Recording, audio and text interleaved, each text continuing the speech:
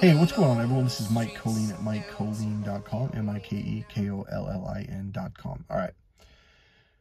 So here's the deal. All right. So this is part 2 of, I don't know, I'm not sure what I'm going to call these videos, but why people tell you God's not real. Maybe that'll be the title. I don't know.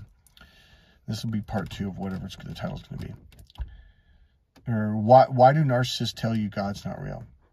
So, number one, I think we all know that a narcissist's intentions are not pure at all. They're not good. All right. So, here's the deal. I'm going to kind of shift this almost in the opposite direction. All right. So, when I was in high school, I think I was in 11th grade. It was science class. It might have been my senior year. Yeah, I think it was my senior year. And we had this teacher that everyone thought was kind of weird. He was like a hippie, and he dressed different and, you know, all that stuff, which is fine. Because, I mean, this basically, we live in the Bay Area, just outside of it in the North Bay. And I almost got the teacher's name. Don't quite got it. Well, so it was towards the end of the year, and we were kind of loosening up and kind of, you know, it was kind of like, I think it was like almost the very, very end of our senior year. And so it was just a day, for some reason, we got in a circle, and the teacher kind of said, you know, just hang out and talk. And the girl sitting next to me was a really cute girl. I really liked her. And her name was Michelle Blessing, or is. I'm assuming she's still around. Really cute girl, really nice and peaceful. In fact, if I could have married someone, I wish I would have married her. So, what happened was, now you gotta understand, I was raised Christian. And we were told that Mormons were wrong. Okay, that's all. Well, we were told everybody was wrong, but that's a very Christian thing. Like, even though they're Christians, our pastor said this one day. Even though the church down the street on the opposite corner, even though they're Christians, well, they're not going to go to heaven because they don't believe what we believe, and what we believe is right, and what they believe is wrong. And I'm like, well, what do you think they're saying? We moved around when I was very young, so every church would do this indoctrination. Are you saved by Jesus Christ? Or do you believe in Jesus Christ? And just scream at you and humiliate you, and it was like, it's basically, you're beneath me because you're new to my church. I'm like, wait a minute, I've been going to church for longer than you have. I've read the Bible much more in depth than you, but that didn't matter. If you moved, you went to a new church, you're beneath them, and it's like they want you to look at them like they're God. That is something I'm not saying all Christians do, but that is a very Christian thing to do. And so is the thing of go to our church, we're not like that. And then you go to their church and they do the same thing. They judge you and they shame you, and oh God, it's just like, it is so against the teachings of Christ. And I don't know, in the whole book of Genesis, where clearly the serpent is the master of shame. That's the whole point, right? You know, because before they ate of the fruit, like literally at chapter 2, the very last, I think it's the very last verse, or second to last, I think it's the last verse, verse 25, I believe. It literally says they were naked in the garden with God, and they were not ashamed. And I'm like, I remember one day I read that for like the 15th, 20th time. Like, so then why did it tell us? Like, that doesn't make it, like, what? So if they were naked and they weren't ashamed, so who cares? Why would you bring that up? But then in the very next chapter, they ate of the fruit, and then it says they were naked and they knew, and they were ashamed, and God came into the garden and said, Adam, Eve, where art thou? Where art thou? And it said, and they hid. And that one day hit me like, wait, what? They hid from God? Oh, that's mankind. That's what the pastor Rex kept trying to say. You know, this is the original sin. We hid from God, not the other way around. God didn't hide from you. You need to open up and receive God. You gotta open. It's like opening a door and like, oh, there you are, God.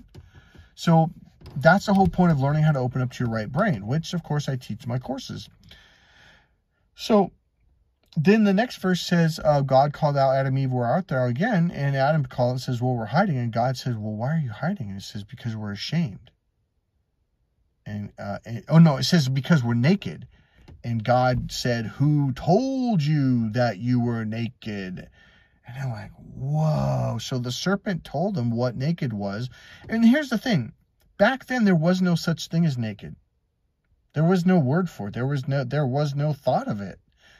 So the serpent, which is what narcissists do, they'll either make up a new word or new words, and they'll give a real effed up definition, and then they'll say, you should be ashamed, or you should be guilty. That's the whole thing of narcissists, because they're trying to get you to get out of your right brain, because that's the emotional brain. And when you feel shame, what do? You run into your logical brain, which isn't connected to your emotions or your feelings. because the right brain is the emotional, creative, spiritual brain. The narcissists do that because they want you to disconnect from God. All right? So shame, guilt, fear, any negative emotion is done by Satan. God's about love, peace, harmony, and all the good things, because that opens you up to God. So the serpent has to do a really tricky thing here by convincing you that God's mad at you and God hates you and you got to fear God. And what happens, as I said in all my videos, fear closes that artery in the lower reptilian brain, which means it cuts off the fuel, the blood source to your right brain, which has oxygen and glucose, which is your number 1 and number 2 sources of fuel for your brain and your muscles, which means you can't open up to your larger hemisphere, your right brain. Generally, you're stuck in your reptilian brain, which is worse. If you're lucky, you're in your logical brain, which is just as bad because it's disconnected from God. You close the door. So here's my point. Jesus made it really clear that it's not about religion. It's not about rules. It's about love. All right. This is another subject. I may make another video about this. So here's the point of this video. Yeah, there's some mean people out there. They're called narcissists, and they're demonic. And they do everything they can to get you to close that artery and not open up. Because if you don't open up, you're not going to connect with God, and I'm not going to go beyond that on what that could lead to. What I'm trying to say is this. A lot of people have been shamed because they're different. I mean, here I was, this blonde, blue, all-American kid going to blonde, blue, not just blonde, blue, but there's everyone was there, and people always looked at me like I was different. People would say, oh, you're different, you're different. And you know what I finally realized what it was? Because the pastor just pulling me, he was, Michael, you're spiritual.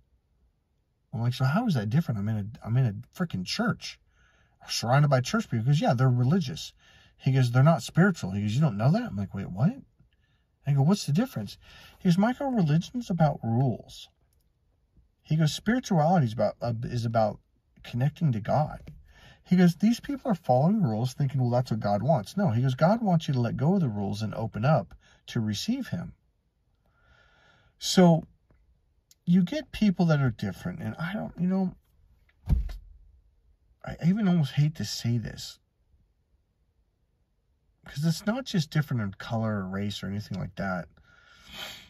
It's difference in, okay, here's a good way to say it. Like, so someone is a Muslim or somebody is Catholic. Oh yeah, so this is, let's go back to Michelle Blessing. I didn't finish that story, which actually, this is the perfect point. Okay, got it. So Michelle Blessing was a Mormon.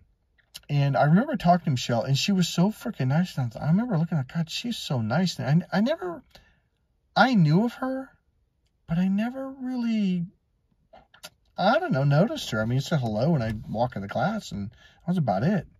But we got a chance to talk, and I thought, well, she's a really cool person. I mean, wish I would have talked to her before. It's the end of the year. I'm probably never going to see her again.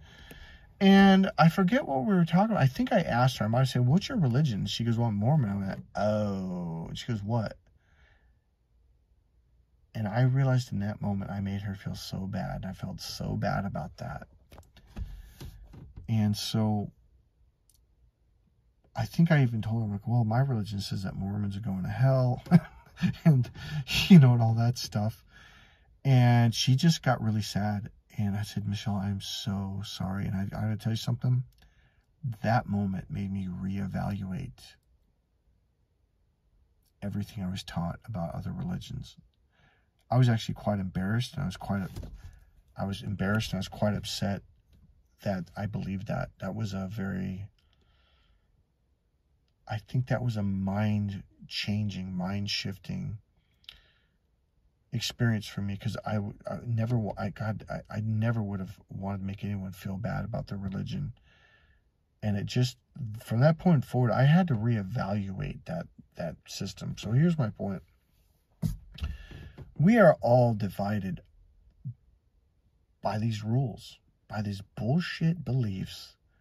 Because my church says this, and you're going to go to hell if you don't go to our church. And it's just really ridiculous. So you got all these Christian churches. Okay, I remember what the pastor told me. This is my 20s. At the very front of the church when you walk in, there was I can't remember the name, damn it. but it's the set of rules or beliefs that your church believes. Like some churches believe in the Trinity. Some churches don't. They believe that there's just one thing. It's called God. Okay? There is no Trinity. Some people believe, whatever. I forget. It's called the, I wish I could remember. I'm not sure if some of you have it right now. Write it down in the comments. And so here's my overall message.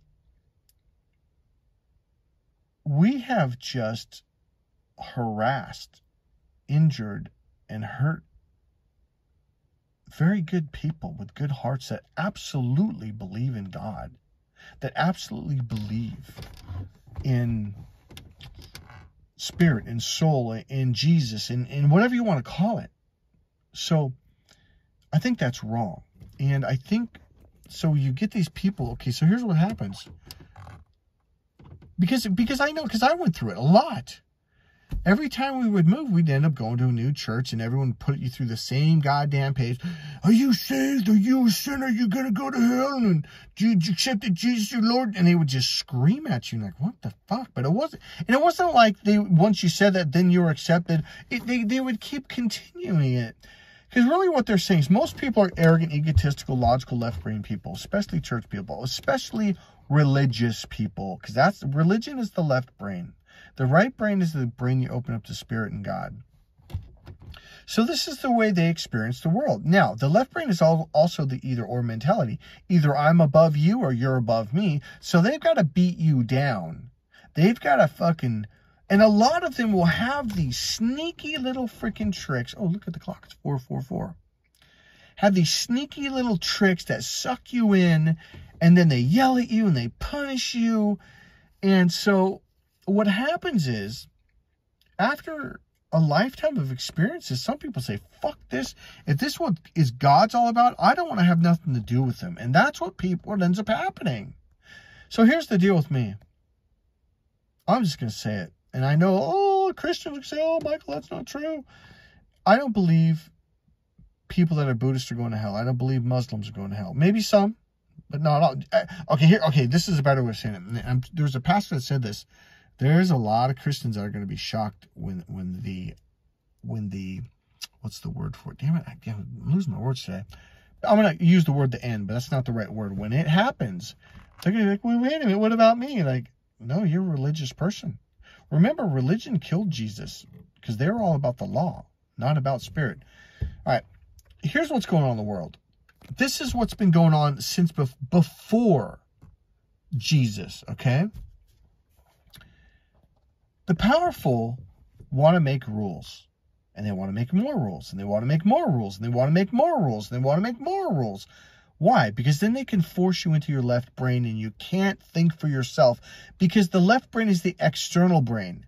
Tell me what the rules are. Someone outside of my body tell me what the rules are, and I'll just follow them. So left brain people are really good at following rules. They're followers. The right brain is when you think for yourself. It's the internal brain, right? So these external, logical, left brain people, they don't like internal people because you're thinking for yourself. And on the one hand, they'll say, oh, yeah, I'm a self-thinker. I think for myself, when then they go around punishing people who actually do. All right? It's almost an animal instinct. They can't help it because they are stuck in their animalistic brain, the reptilian brain, right?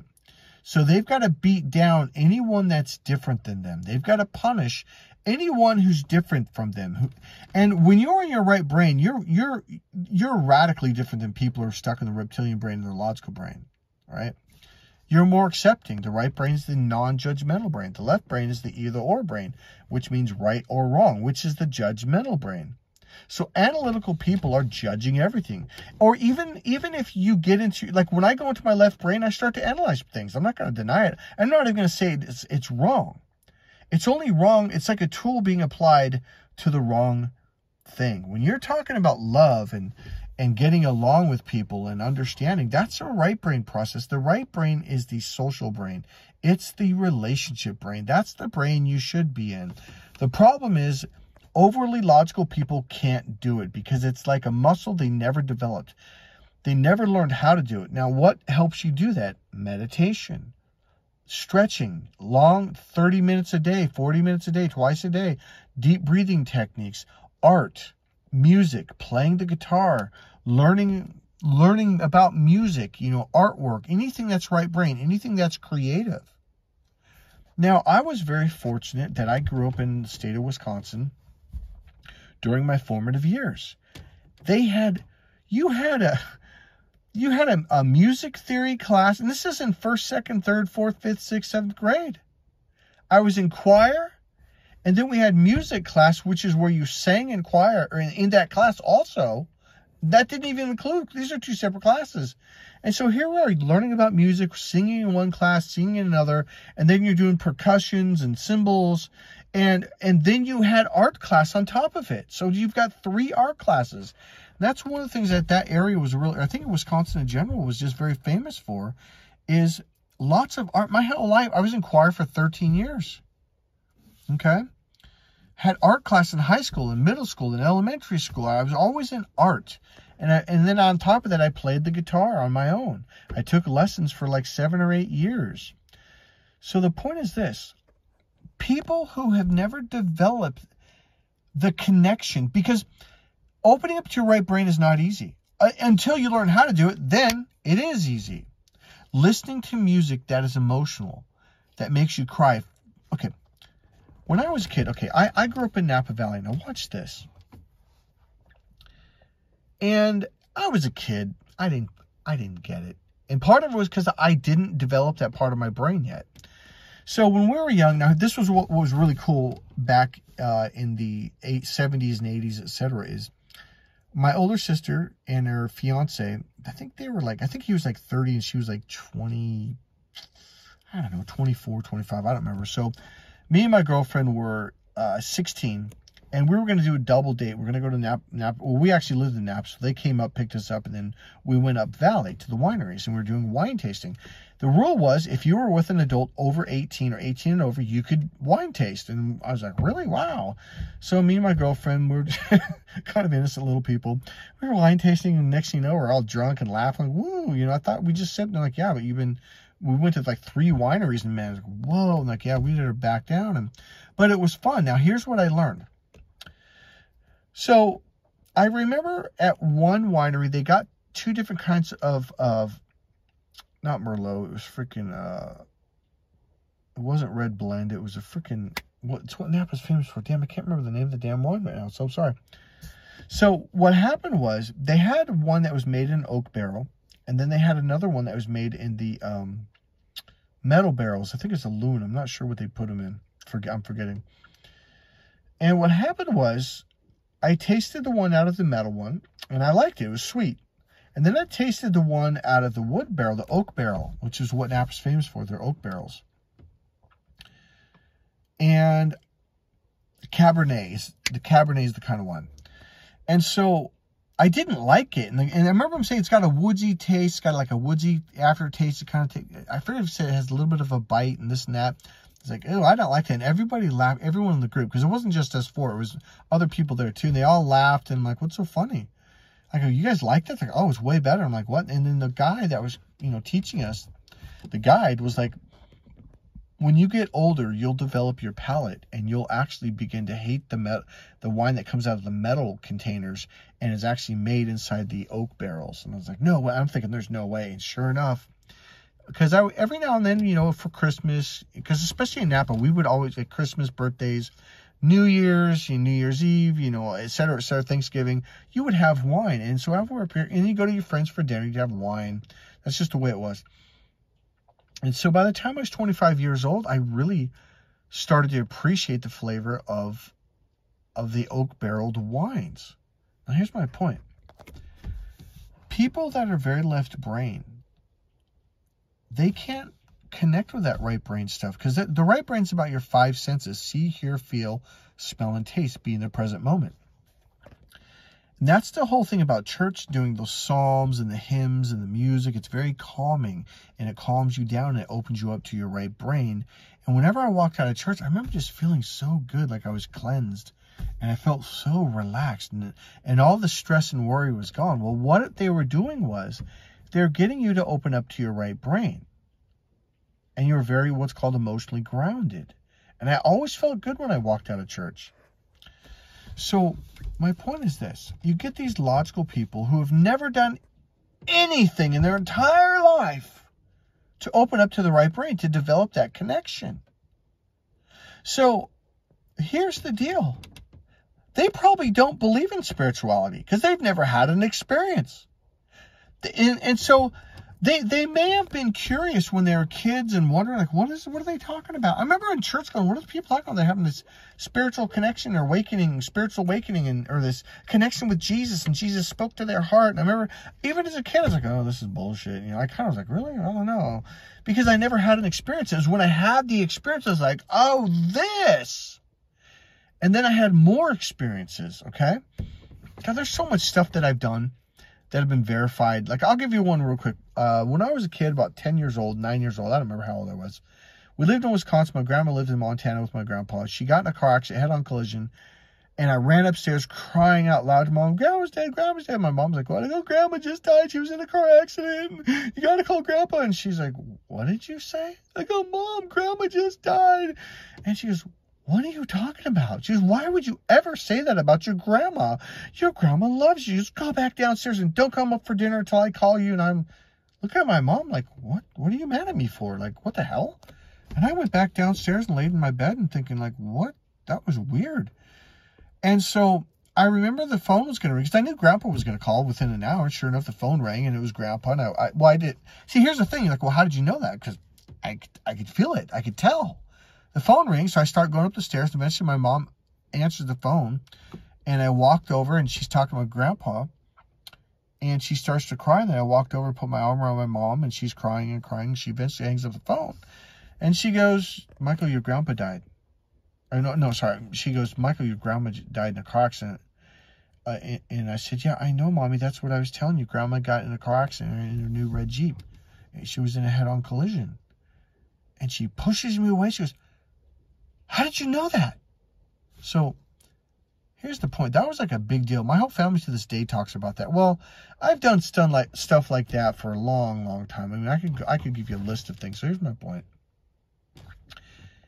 I understand if you can't open your right brain, or you've never developed that skill or that ability, you're not going to have any of these experiences. It's not going to happen. Here's the deal. You have universities, University of Pennsylvania. You've got the U.S. government doing test studies on this stuff, on how come some people can almost communicate without talking. They can. I remember I was at my friend's house, and this is what they say about married couples after they've been married for a while. My friend's dad was cooking, his Marlon's dad, he was cooking hamburgers and steak and hot dogs and stuff. And the mom he was just outside of the kitchen sliding glass door, and she was on the inside. And all of a sudden, Mr. Pilly goes, yeah, I know. Just, I'm doing this right now, blah, blah. And I'm thinking, what is he yelling at his wife for? And she goes, oh, okay. He wasn't even facing her. He was facing the opposite direction. And I was like, what the hell just happened? And Mrs. Pilly goes, oh, I was just really upset because I wanted to do such. I'm like, but you didn't say anything. She goes, oh, yeah, that's right, huh? And then my friend Martin and his sister Jenna go, oh, they do that all the time. I go, they do what? Now, these were not religious people. They didn't go to church at all. I go, what are you talking? He goes, oh, they communicate without talking. I was like, what? So I started paying attention. They did this shit all the time. And like, how do you do that? And they just laughed at me. And they weren't particularly spiritual people. If they were, they never said anything to me about it. Okay. So me and my goddaughter started to do this. Like we obviously we weren't married or nothing like that. But when you hang around with someone who is also right brain and is open, I remember we were after a volleyball game. We were standing outside of the gymnasium with a group of people, about 8 or 12 people. We were talking about where we're going to go to dinner, and I forget what we were talking about. And I think it was how good people are doing. And somebody was talking in the group, and me and her were looking at this person. And I remember my goddaughter looked over at me, and I looked at her, and I nodded like, and I looked back at the person that was talking, and then she looked at me again. I looked over, like, and And we didn't actually say nothing. And this lady goes, oh my God, you guys talk without talking. And I'm like, what? No, we don't. She goes, you do. I've been watching you guys off and on for weeks now. And then my goddaughter, Cindy, goes, yeah. She goes, we do actually. Like, we do it all the time. I'm like, no, we don't. She goes, we just did it. We were talking about this. I was like, oh my God, we were. Without using words. So here's my freaking point. If you've never opened up to your damn right brain, and here I get these very logical dudes going, oh, I'm very right brain. Like, well, you're not right now, dude. You know, and, oh, I'm very creative. Well, I don't think you understand what we mean by, because, okay, there is something called in the box logical mathematical computation creativity.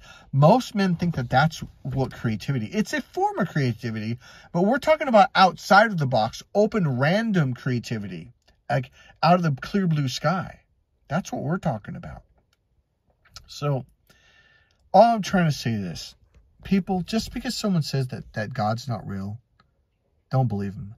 The reason why they're telling you this is because they know that God's real. They're trying to convince you to not believe anymore, okay?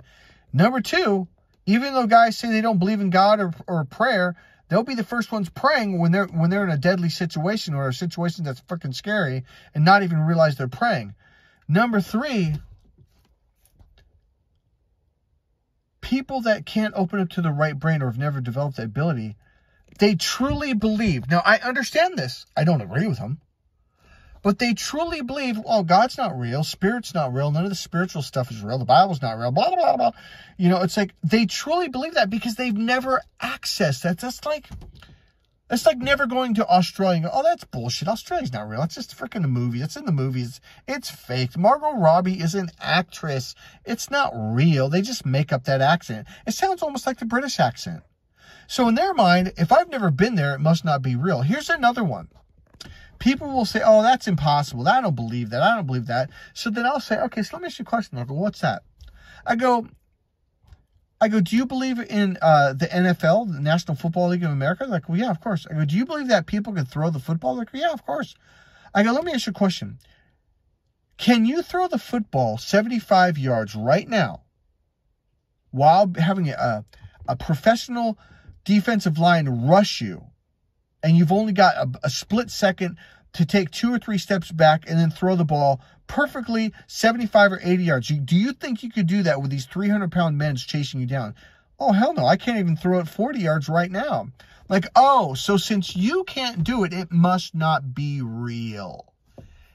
And I get these guys going, well, I never thought of it. I go, yeah, because your whole thing is because you haven't done it, because you can't do it, then nobody else can do it. Well, let me tell you something, fucker. I know guys that can easily throw the ball way more than 75 fucking yards while a defensive line is fucking rushing them. I see these guys on national television every freaking Sunday. Just because you can't do it doesn't mean that other people can't do it. So stop being a dumbass. And to those people who are listening right now, stop listening to those people. They're idiots. They really are. Like they're coming from the limited mind. The logical brain is the limited mind. It is the smallest part of your intelligence, but they don't know that. They go, oh, I'm very logical. Like, and you know what I say to people when they say that? I was like, oh, I'm so sorry. I feel so, and they're like, what? Oh, I feel so sorry for you. I'm like, why? Because you're logical. I'm like, what are you talking about? Like, well, did you know that that's the smallest part of your brain? That's the least intelligent part of your brain? Like, what? If you study hypnosis, psychology, NLP, etc., you will very much learn, like, oh, that's not the large part of your brain. That's the closed brain. That's the limited mind. It's not the open mind where you connect with your full power. Hey, this is Mike Colleen at MikeColleen.com. If you want to connect with more of your full power, go to Mike Colleen at MikeColleen.com. It's MikeKollin.com. People, we are getting close to the end of times. Not the end of the world, the end of times. Things are shifting. It's getting intense. It's going to be okay. God bless you guys. See you in the next video. Getting stronger, step by step. The clock is ticking, but there's no time for